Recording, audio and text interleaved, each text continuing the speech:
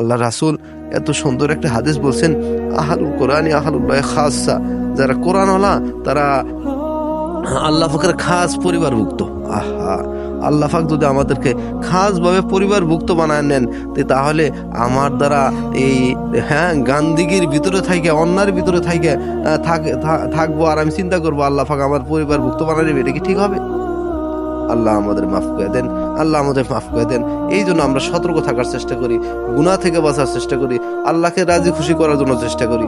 আর কি করব, দোনো জাহানের সর্দার হযরত ফাতেমাতু জাহরা রাদিয়াল্লাহু তাআলা আনহা যখন ওনার ইন্তেকাল হয়ে যায়, তখন উনি ইন্তেকালের আগ মুহূর্তে ওনার স্বামীকে বলতেছেন, হে আমার প্রাণের স্বামী, আমার যখন ইন্তেকাল হয়ে যায় আমাকে আপনি দিনে দিনে কাফন দিবেন না, আমাকে রাতে কাফন দিবেন, যাতে কোনো মানুষ বুঝতে না পারে, আমার লাশটা দেখেও বুঝতে না পারে যে ইনি কতটুকু লম্বা আর কতটুকু খাটো ছিল। আহা, কি বয়! আল্লাহ আল্লাহ, যিনি জান্নাতের মহিলাদের কি হবে, সর্দার হবে, ওনার এই অনুভূতি, যিনি আল্লাহ রাসূলকে আল্লাহ রাসূল মাঝে মাঝে বলতেন, ফাতেমা তুমি কিন্তু কাল কিয়ামত আমার মেয়ে হওয়ার কারণে এই দোহাই দিয়ে তুমি মাপ পেয়ে যাবে, এটা কিন্তু কোশ্চেন কালেও আশা করা যেতে পারে না। এই জন্য বেশি বেশি সিজদা করো, বেশি বেশি কি সিজদা করো, মানে কি নামাজ পড়ার কথা বলছেন, যে আমাকে কিয়ামতের দিন মানে কি সহযোগিতা করো। আল্লাহ আমাদেরকে মাফ করে দেন। সেই ফাতেমাতু জাহরা রাদিয়াল্লাহু আনহা ইন্তেকাল যখন হয়ে গেছে, আবু যর গেফারি রাদিয়াল্লাহু আনহু আবু যর গেফারি রাদিয়াল্লাহু আনহু কবর খনন করতেছিল, আর কবর খনন করে করা অবস্থায় ওনার আবেগে উনি মাটিকে প্রশ্ন করছেন, হে মাটি, তুমি জানো আজকে তোমার পেটের ভিতর কি আসতেছে? আল্লাহ আল্লাহ আল্লাহ মাফ করে দেন। বলতেছেন, হে মাটি শোনো, দোনো জাহানের সর্দার, যিনি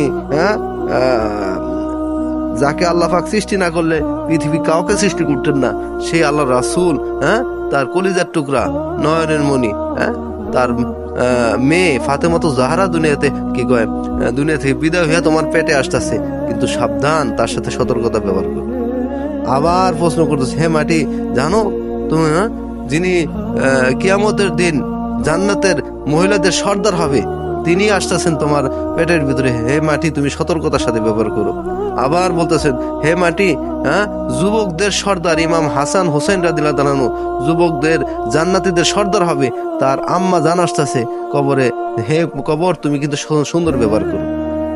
এরপর আবার আরেকটা প্রশ্ন করছে, যে যিনি আসাদুল্লাহুল গালেব, যিনি আল্লাহ রাসূল যার সম্পর্কে বলছেন যে আমি বিদ্যার শহর, আর আলী হলো দরজা শুরু, এত বড় সম্মান ইজ্জত, তার সহধর্মী নিয়ে আসতেছে, হে কবর তুমি সতর্কতার সাথে ব্যবহার করো। মাটি এখন জবাব দিছে, হে আবু যর, আমি দোনো জাহানের সর্দার হুজুর পাক সাল্লাল্লাহু আলাইহি ওয়াসাল্লাম কলিজার টুকরা নয়নমণি, তার মেয়ে, তাকে আমি চিনি না, হয়তো যুবকদের নেতা হবে ইমাম হাসান হোসেনের আম্মাকে আমি চিনি না, আমি ওই তো এইভাবে তিনি প্রশ্ন করার পরে বললেন যে আমি শুধু জানি কি ঈমান আর আমল, যে আমাকে ঈমান আর আমল নিয়ে আসতে পারবে সেই আমার কাছে কি হবে, সৎ ব্যবহার পাইবে। তাহলে মাটি যদি এই কথা যদি ফাতেমাতু জাহরা রাদিয়াল্লাহু তাআলা সম্পর্কে বলতে থাকেন, তাহলে আমার আপনার সম্পর্কে কি বলবে? এই জন্য সতর্ক থাকা দরকার। যা কিছু পড়তেছি 100% আমল করতে পারলাম কিনা, গুনাহমুক্ত জিন্দেগি করতে পারলাম কিনা, এটা হলো সবচেয়ে দামি জিনিস, সবচেয়ে দামি জিনিস। আল্লাহ আমাদের বুঝার তৌফিক দান করেন, আল্লাহ আমাদেরকে মাফ করে দেন। বিশেষ করে যে আমি আয়াতটা পড়ছি, ফাম্মা মান খাফা মাকামা রাব্বিহি ওয়া নাহান নাফসা আনিল হাওয়া ফাইনাল জান্নাতা হিয়াল মাওয়া। কাল কিয়ামতের দিন আল্লাহ পাকের সামনে দাঁড়াইতে হবে, এই ভয়ে যে শাহওয়াতের গুনাহ থেকে বাঁচে। কিসের গুনাহ থেকে বাঁচে? শাহওয়াতের গুনাহ থেকে বাঁচে। তার জন্য আল্লাহ পাক কি জান্নাতে মাওয়া, মানে জান্নাতে নির্ধারণ করে রাখছেন, প্রস্তুত করে রাখছেন, যে কি, যে শাহওয়াতের গুনাহ থেকে বাঁচে। আজকে আমরা এই মোবাইলে ফাংশনে বিভিন্নভাবে শাহওয়াতের গুনায় লিপ্ত। আহা, কি পরিমাণ শাহওয়াতের গুনায় লিপ্ত, কোনো কারো প্রতি আস্থা রাখা যায় না। বিশেষ করে আমরা দাড়ি টুপিওয়ালাদের প্রতি এমন অবস্থা হয়েছে, বাস এই গুনায় লিপ্ত।